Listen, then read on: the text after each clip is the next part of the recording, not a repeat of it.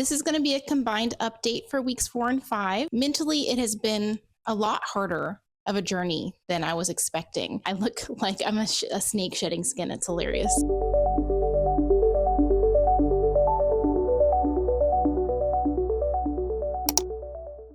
It is Tuesday, May 6th, and I am back with my 5-week update post-wrist surgery. I did skip last week's video because I went back to West Virginia to visit some family while I had some downtime and just didn't find the time while I was there. So this is going to be a combined update from weeks 4 and 5. I have been doing okay. It has definitely been a harder journey than I expected. I was editing my videos that I had filmed from pre-surgery, and the things that I was saying just made me realize how much I truly had no idea what I was walking into when I had this. So I'm really glad that I've been documenting this journey for anybody that's going in for the specific surgery that I had, but just wrist surgery in general. I think there's a wide array of the types of recoveries, I guess I'll say, for wrist surgeries for sure. So again, in case you are just tuning in, I had an arthroscopy on my right hand with a subsheath repair. I had a tendon that was popping in and out because of that sheath was torn.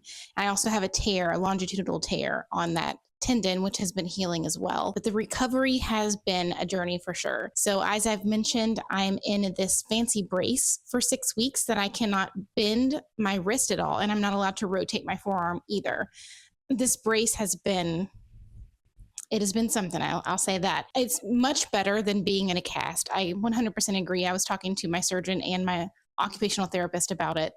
And I'm so thankful that I am in a cast, or not in a cast, so that I can shower and I can take it off occasionally to straighten my elbow, things like that. But the brace itself has been extremely uncomfortable. I think I'd mentioned several times that it was really hard to sleep in. So right before I went back home to West Virginia, I've been about a week and a half ago now, I did stop in to my occupational therapist, and he was able to put in some padding on my brace and kind of stretch it a little bit so that my elbow wasn't quite as bruised as I was sleeping. And that has been a huge help, but sleep has still been a struggle with the brace. So a little bit later, I'm going to show you some pillows. Actually, I think I'm going to do a separate video on the best pillows that I found, and then kind of my sleep setup that I have found that works the best for me. Be on the lookout for that. I'll probably post it around the same time that I post this video, just so you can bounce from this one to that one. In terms of pain, I've definitely had some improvement with my pain.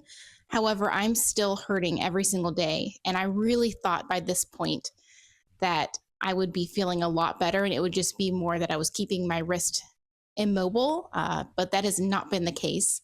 I hurt on and off throughout the day in different areas too. Like I'll have a burning sensation down my forearm here, and then I have pain like right where the surgery was. I'll have pain on top of my hand, and then obviously I'll have pain in my elbow and like right here on my thumb just from the brace itself, but that's manageable. The pain from the surgery, though, it varies from a dull ache to a sharp shooting, like burning pain. And I'm hoping that by the end of the 6 weeks, I'm doing a lot better with that. My surgeon, the occupational therapist, and Dr. Google have all said that anywhere from 4 to 6 weeks is expected with this specific surgery. I wish that I would have known going into this how much of a journey this was going to be with the pain and just the brace in general. I don't feel like I was like thoroughly briefed beforehand. I had no idea what I was walking into. I truly, in my heart of hearts, thought 2 weeks max, I'd be out of the brace, be in occupational therapy, and on my journey back to work. So it has not been the case. And I'm now been out of work for about 2 months, and it looks like I'll be at least another month, if not a month and a half, or a little bit longer. They're saying anywhere from 4 to 6 weeks once I start occupational therapy. So I'm supposed to get the brace off on May 15th. That's my next appointment. I don't know that there would be any reason I wouldn't at that time. I think it's just kind of a standard 6 weeks, and then you get to come out of the brace. I'm praying. So hopefully May 15th, I will get the brace off. And I don't know if I do occupational therapy the same day, because it's in the same building. They've not said that, or if I will schedule an appointment that day to start my occupational therapy. I don't know if I go once a week, 2, 3, 4 times a week. I'm not sure. but I have not been driving. I have been cleared to drive, but I was warned by the nurse at my surgeon's office that if I get into any type of wreck at all, does not matter. Like if I'm not the person who caused it, because I'm in a brace legally, I will be held as the person who caused the wreck. So I've been very cautious. I've only driven once by myself, and that was to go to an appointment that I had. So I will probably drive myself to my May 15th appointment just because my husband has taken off a lot of time of work already to drive me to appointments, and I'm allowed to drive technically. So I'll probably go to that appointment by myself. But yeah, that's an update on how I've been feeling pain-wise and kind of the game plan. I was supposed to go on a trip to Pittsburgh with some of my friends from work this past weekend, and I had to make the decision to not go. And it was really, really hard for me to do that. I really thought by this point I would be able to, but having to sleep in a bed flat for one, and then with another person, that alone was a reason enough. But being out, we were going to go to a show and then a couple bars, and just the idea of being out for long periods of time that already hurts my arm, but then that people might bump into me, almost certainly would bump into me. There's just no way that I could have done it. So I had to make the really hard decision to not go. So I'm really bummed out about that. But I know that it's for the better. I didn't want to go through all of this to have something get messed up this close to the end of the journey. So I know there will be trips in the future. It just has been a very isolating experience. I spend most of my time by myself, which I'm totally fine with. I'm an introvert. So that's not normally an issue for me, but my hobbies have been very limited of what I can do. And then just the amount of things that I still need help with. I can't open really anything because you need two hands. I've kind of gotten the hang of opening like a water bottle or something if I put it between my knees and twist with my left hand. But for the most part, I really struggle to do most anything by myself. Like when they said I was going to be disabled for 6 weeks, they truly meant it.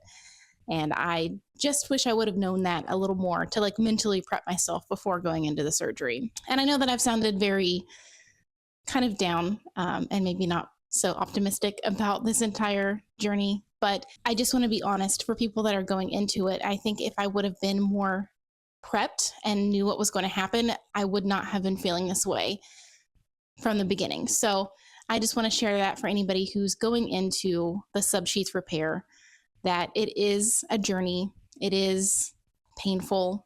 It is going to take a lot of weeks to get better. But the good news is everyone has told me that with this type of surgery, there should be like a 100% recovery and that my life should go back to normal. So that is what I keep holding on to. And you can do anything for a few months. I just wish I would have known it was going to be this long when the process started. I am going to put in a clip of what my scar is looking like.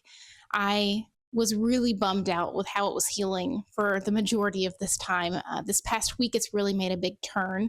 And I had bought some cocoa butter with vitamin E that my surgeon had recommended and started putting that on.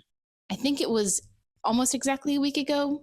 And that I noticed a huge difference compared to just the Vaseline. And I don't know if that's coincidental, but it seemed like within a couple of days that my scar looked significantly better.